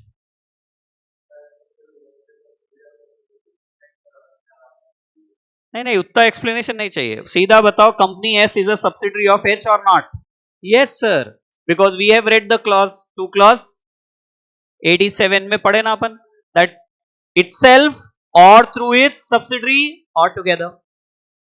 So we understand 20% by company S, which is already a subsidiary of company H. So we will not count 35% alone, we will say 35 plus 20, 55% in a way is held by H. So on that basis we are saying S1 is a subsidiary of H and thereby H becomes holding company. S1 we said is a subsidiary, so thereby I can say H is a holding company. Okay sir. Third, S is a subsidiary of H. Company S is a subsidiary of H. Let us say S1 is a subsidiary of S, and then we say S2 is a subsidiary of S1. Let's say S3 is a subsidiary of S2. Possible or not possible? But if I say it's a government company, and then if I say in between S2 is a wholly owned subsidiary of S1, हाँ, तो इसीलिए मैं क्या लिखा है यहाँ पे? Subject to restrictions. so that I am safe. So you'll say not possible. The answer is not wrong. Answer is correct, but you'll have to add something there. Not possible. However, exceptions can be there. First of all, if it's a class of holding company, which is a government company, insurance company, banking company, NBFC, then this restriction will not apply. Restriction on number of layers. Or if we say it is applicable, restriction on number of layers, restriction is applicable, but somewhere the subsidiary company is a wholly owned subsidiary or is a foreign company, then that will not be counted in restriction on number of layers. Correct? Good. Then let's talk about the next one. Let us say company H is holding 30% of voting power of company S. How much? 30%. So company H is holding 30% of voting power of S, and 25% of voting power of company S is being held by company F. So now you have to tell me that whether S will be considered as subsidiary of H. No. Why? Because F is having fiduciary relationship. So that's why we are not going to add 25% with 30 and say 55%. We will see 25% separately, 30% separately. So 30% with 30% of voting power, there is no possibility of this company becoming subsidiary of that other company. Correct? Last one. What is last one talking about? Let us say 51% of voting power of company S1. 51% of the voting power of S1 is held by company S, and company S is a subsidiary of company H. So now the question comes whether S1 is a subsidiary of H or not. Yes, because you know itself or through its subsidiary or together. So here it is through subsidiary. So company H is holding in S1 completely through its subsidiary S. Second case, what happened? Company H was holding 35%. Second case, just observe. Right? It was holding 35% and 20% was held by its subsidiary S. But last case, what happened? Total 51% of voting power is held by its subsidiary S. No problem. Still the answer is the same. S1 will become subsidiary of H. Clear? All of you followed it? Great. Now let's come to this question. These two are examination questions only. The earlier ones also were examination questions, but I didn't frame it like case studies. I put it in a table format, summarized format sort of thing. These are also examination questions. Okay. Try to answer this. Very simple one.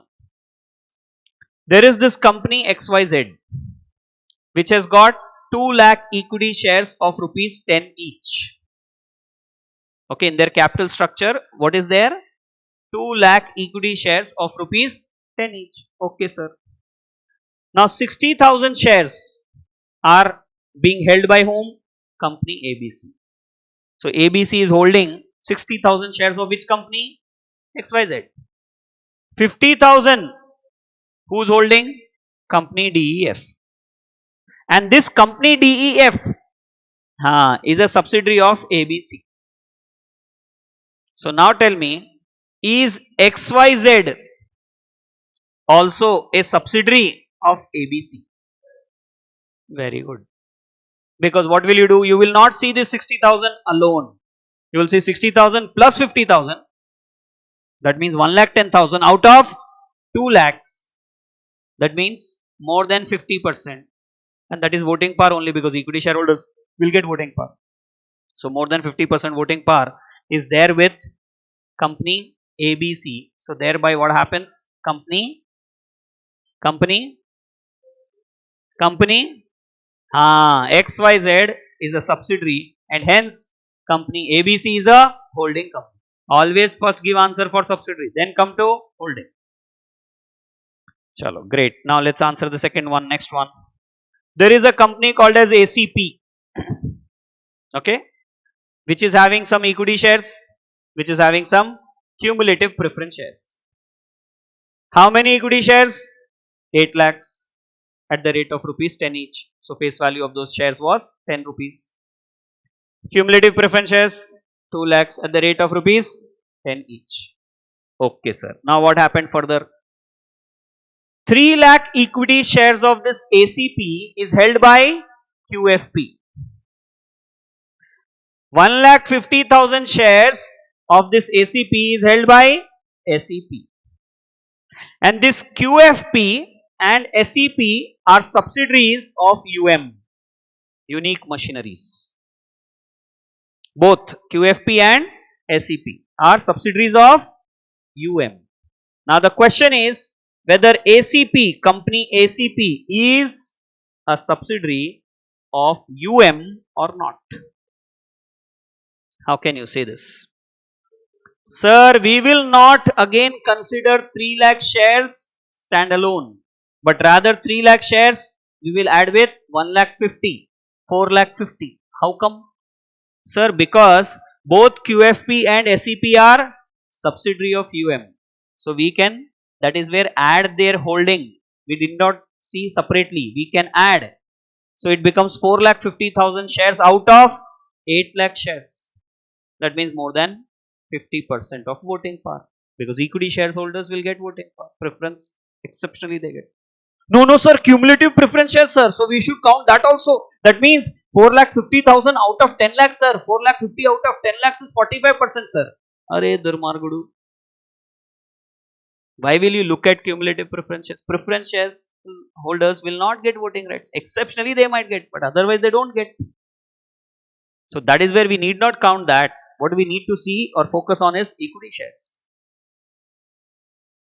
So on that basis we can understand this 4,50,000 out of 8 lakhs.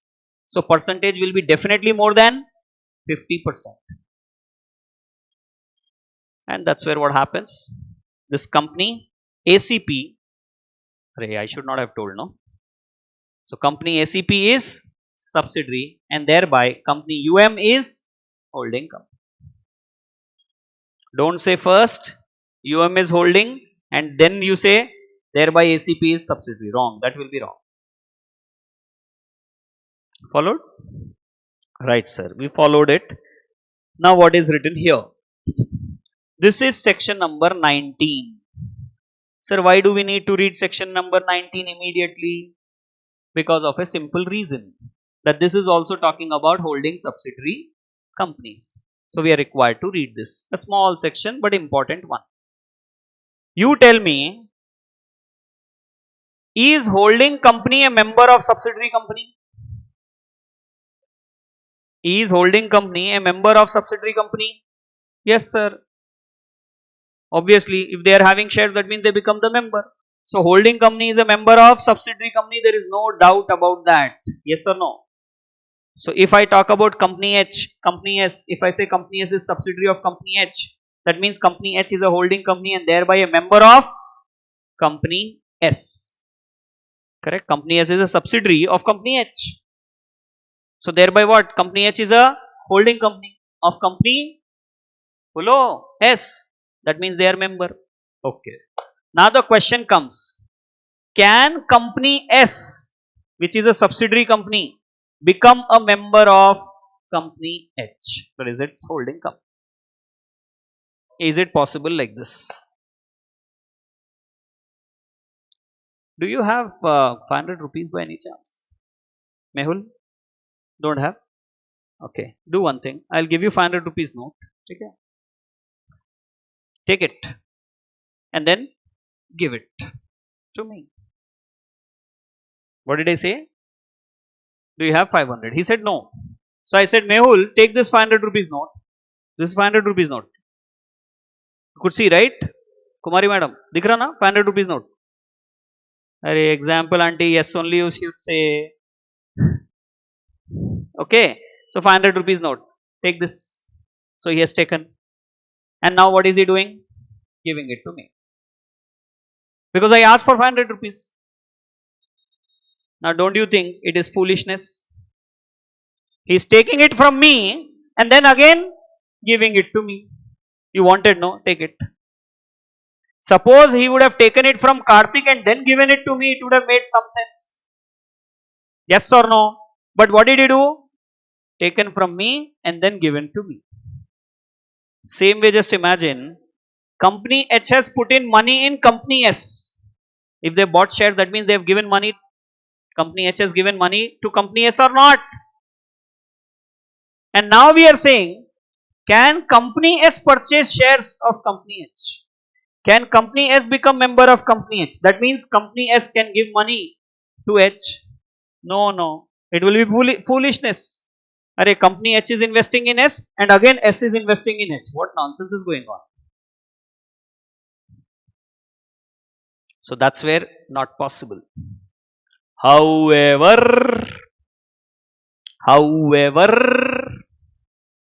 there are two exceptions. One, suppose this company S was already a member of company H before attaining holding and subsidiary relationship.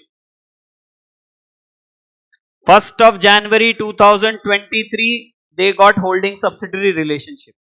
Before that, there was no holding subsidiary relationship. So who knows? On 25th of December, company S has bought some shares of H. So they became a member. Later on, after 1 week, it so happened that they got into holding subsidiary relationship. So law says then okay, no problem, continue. Continue!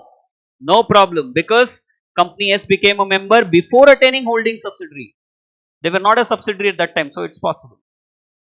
But voting rights will not be given. What? Voting rights will not be given. Meaning, they're saying you want to continue as a member. Continue, no problem. Will not give you voting rights.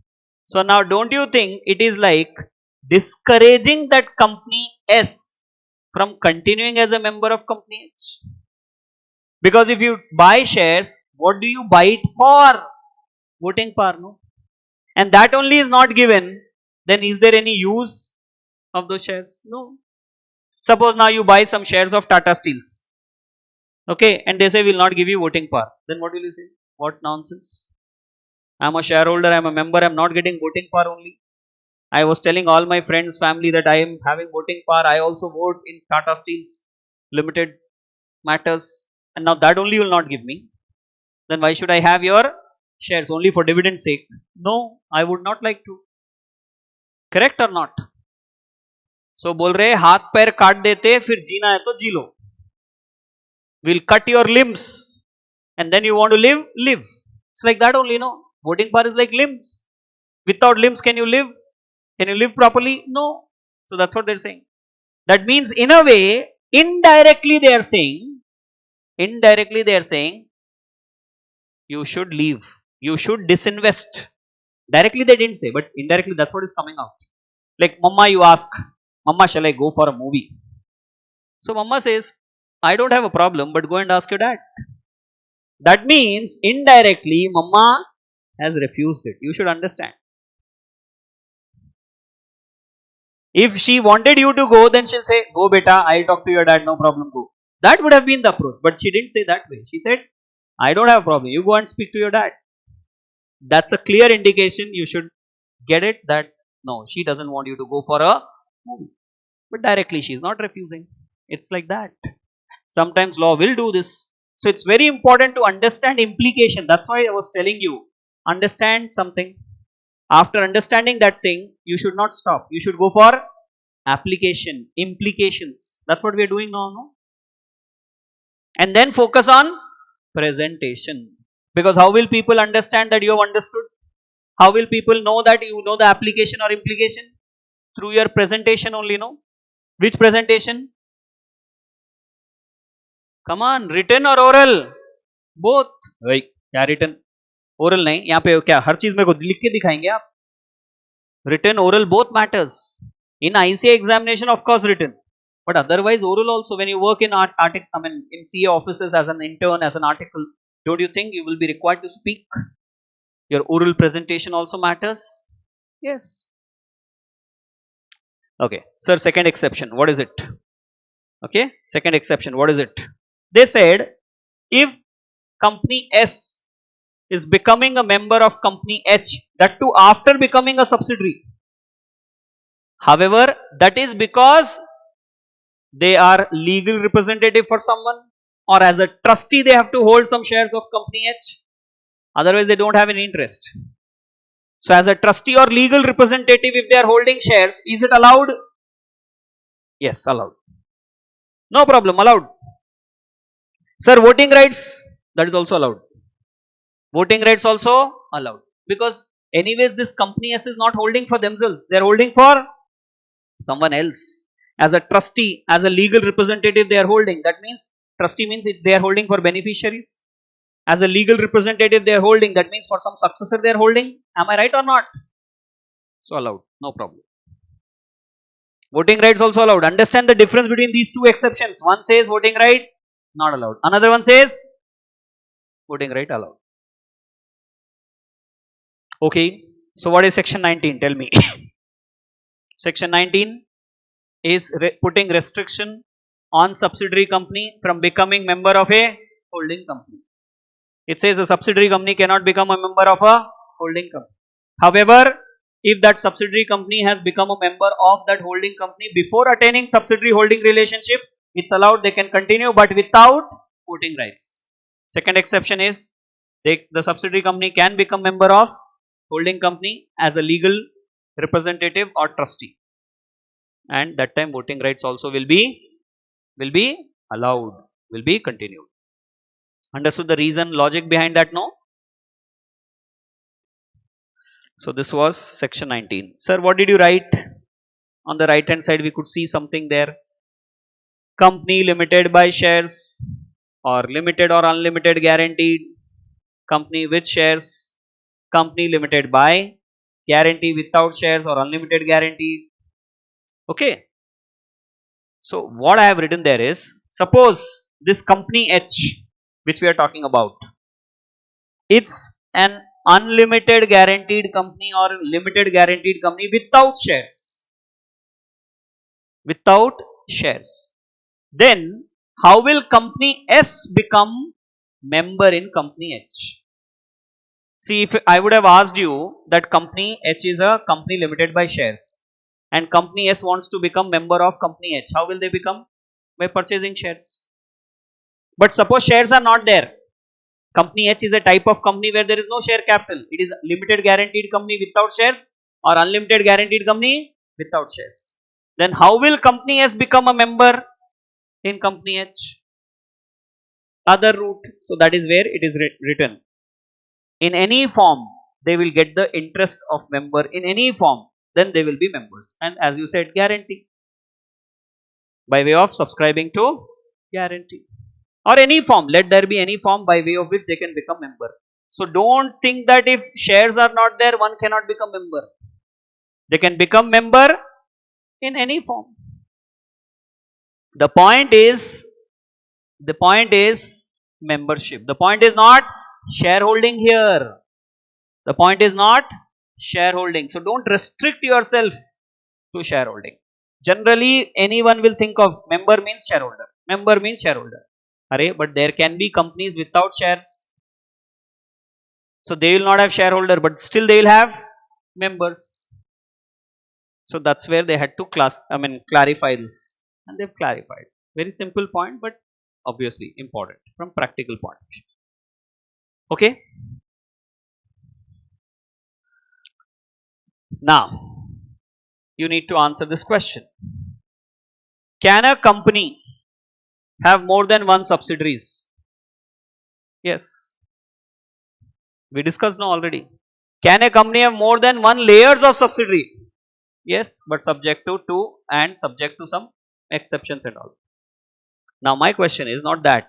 My question is, can a company have more than one holding company? One company, let's say company S, having two holding companies, possible or not? Who's saying not possible? Raise your hand. Raise your hand confidently, boss. No, to no, sir. No, sir. We don't think so. Am I going to punish you if you give a wrong answer? Then why are you scared? Come on, raise your hand if you think no. Okay. How many of you say yes? Raise your hand confidently. ऐसा नहीं. And the ones who are not raising their hands for anything are my relatives. They've come here to meet me and not form an opinion. Or they think that I will kill them if they answer wrong. Priya madam? You can answer no. You can form an opinion. What is wrong in it? What do you think? According to you, guesswork boss. Can they have or not one company, more than one subsidiary? More than one holding. You think yes. Why? What made you guess like this? Oh, uncle, uncle, uncle. Huh. What made you guess like this? Some thought might be there, no, behind. Okay. Lokesh, you raised hand for no. Huh? Shivani, you raised for yes. Give your reason.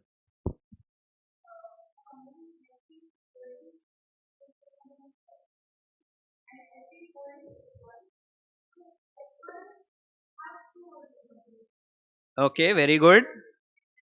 Very, very good. Yes, fantastic. Sit. See, when we talk about layers, we said H is having S1, S1 is having S2. So S2 has got S1 as holding company and also H as holding. So हो गया ना दो.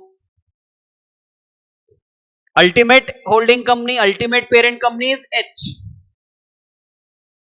Okay, sir. So this is one reason which she gave. But I look out for another reason. The answer is more than one holding is possible. She gave one reason. Now I expect another reason. Is there any other reason? Yes, sir. What is that other reason? So two routes are there. Huh?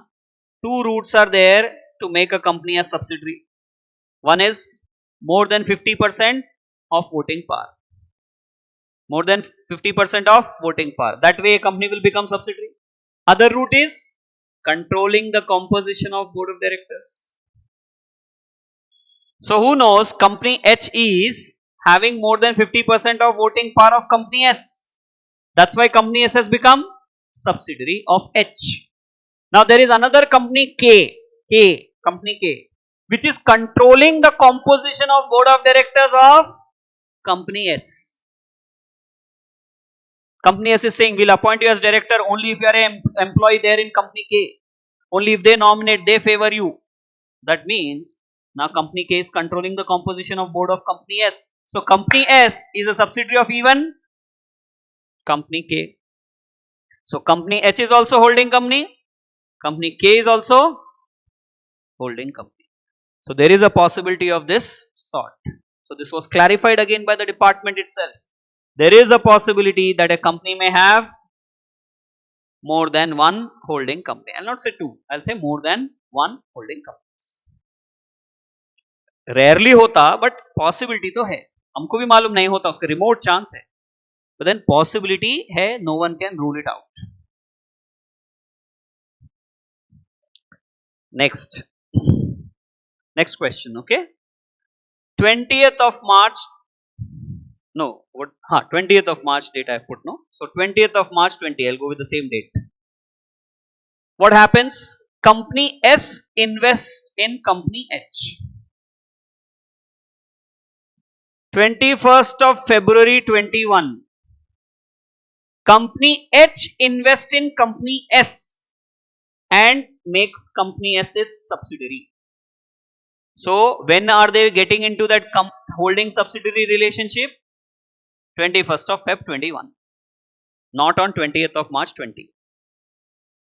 Now 25th of August 21, that means 6 months later approximately, there is an AGM of which company? Company H.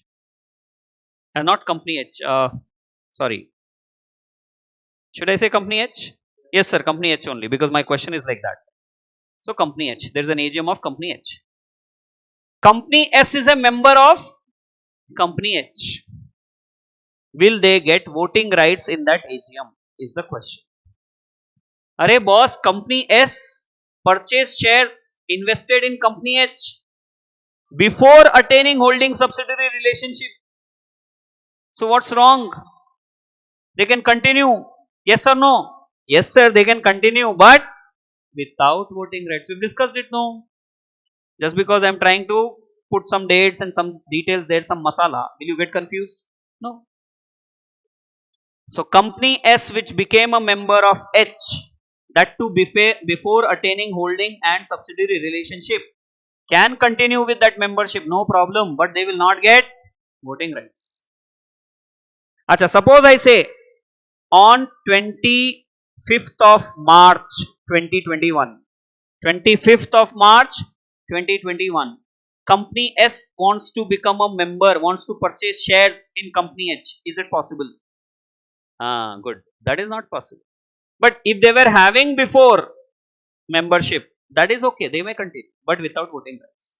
New membership, new shares, they can't buy because already holding subsidiary relationship has come.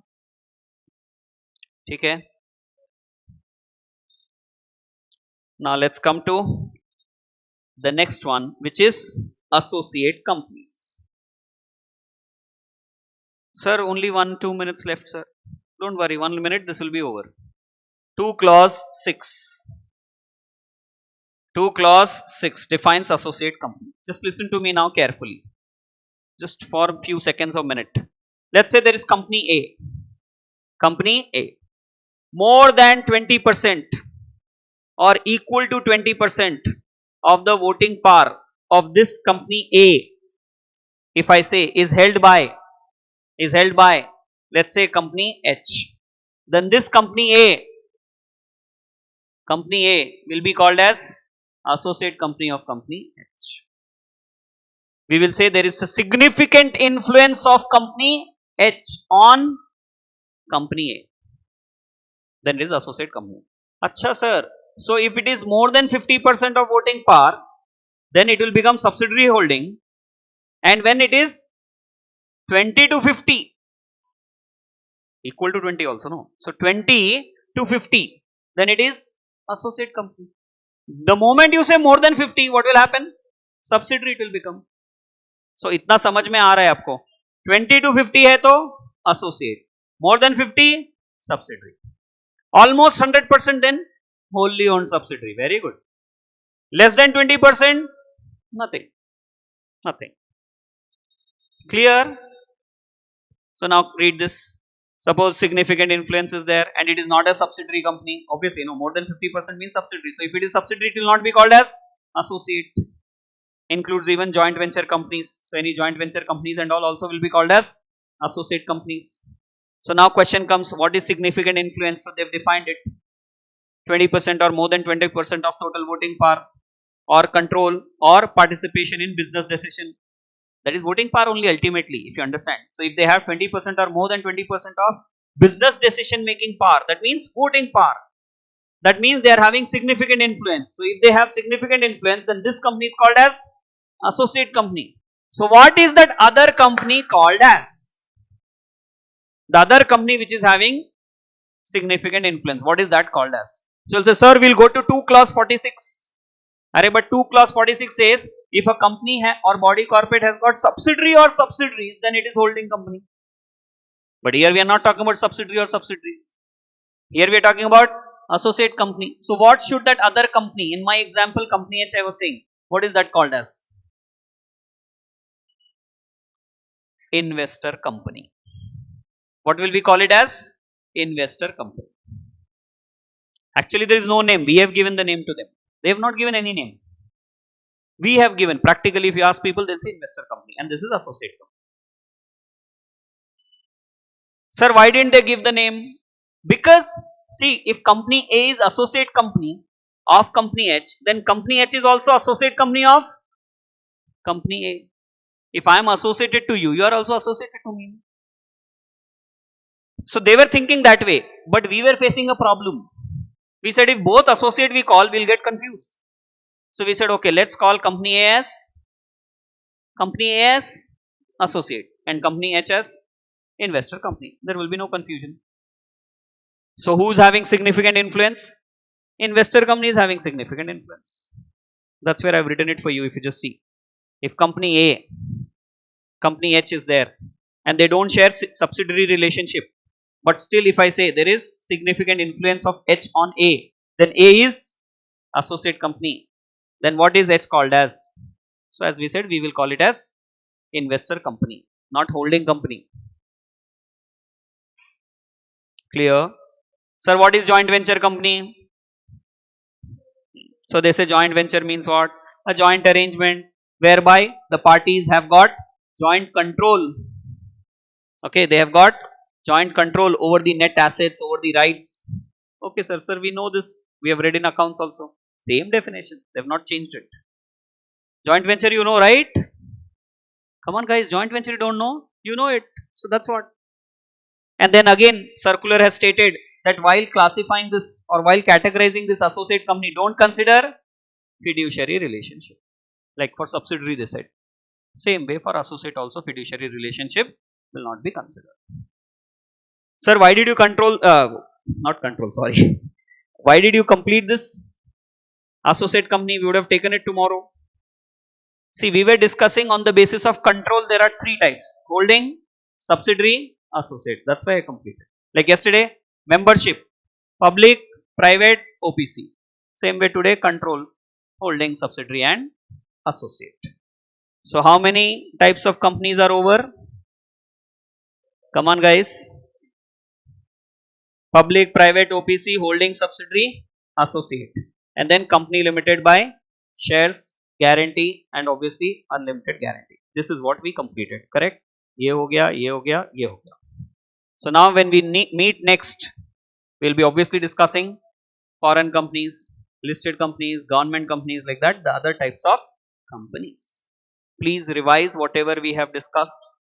Maybe little, whatever we are discussing is not that too much, but revise it. Make it a habit to revise on a daily basis. Don't postpone your reading or revision till the examination. Okay. So thank you. God bless you all and see you all in the next session. Okay. Bye bye.